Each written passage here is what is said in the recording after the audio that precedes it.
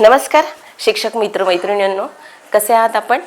नक्कीच छान आणि आनंदी असाल।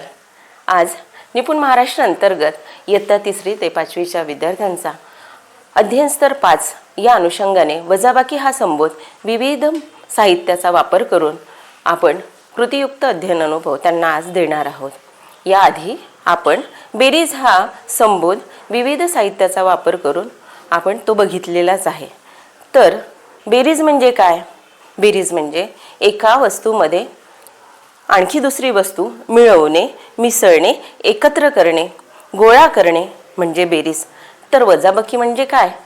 एकाच वस्तूमधून त्या वस्तूचा काही भाग किंवा पूर्ण भाग निघून जाणे, गळून पडणे, कमी होणे, उणे होणे म्हणजे वजा।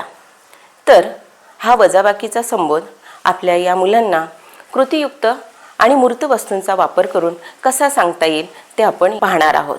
तर आज आपण काही शाब्दिक उदाहरणाच्या माध्यमातून आणि मूर्त वस्तूंचा वापर करून मुलांना वजाबाकी हा संबोध अतिशय परिणामकारकरित्या कसा समजावून सांगता येईल ते पाहणार आहोत।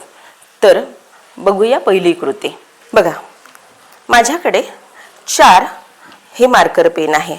मला प्रोजेक्टसाठी लागत आहे आणि म्हणून मी 4 मार्कर पेन घेतले। पण प्रियाला देखील आज प्रोजेक्ट बनवायचा आहे, पण तिच्याकडे मार्कर नाही। तिने मला 1 मार्कर पेन मागितला आणि मी तिला या 4 पेनापैकी 1 मार्कर मी दिला। तर आता या टेबलवर माझ्याकडे किती मार्कर पेन शिल्लक दिसत आहेत? मोजूया। 1, 2 आणि 3। माझ्याकडे 3 मार्कर पेन शिल्लक आहे। सुरुवातीला माझ्याकडे 4 होते, त्यापैकी 1 प्रियाला दिला। आता शिल्लक म्हणजेच बाकी 3 मार्कर पेन राहिलेले आहेत।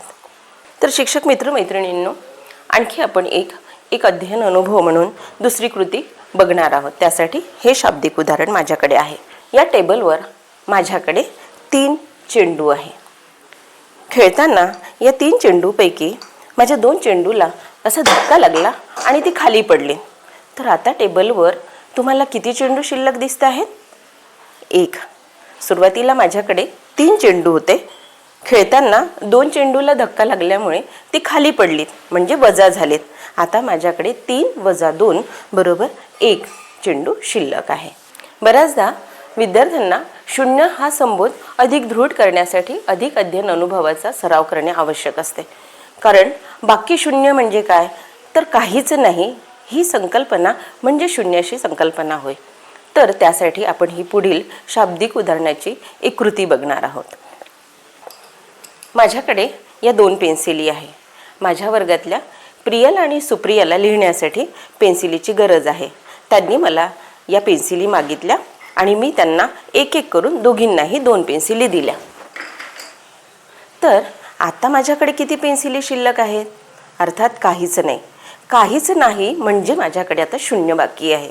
तर शिक्षक मित्र मैत्रिणींनो, आज आपण अध्ययन स्तर 5च्या अनुषंगाने 0 ते 4 या संख्यांच्या मूर्त वस्तूंचा वापर करून वजाबाकी हा संबोध दृढ करण्यासाठी काही कृती आपण इथे बघितल्या।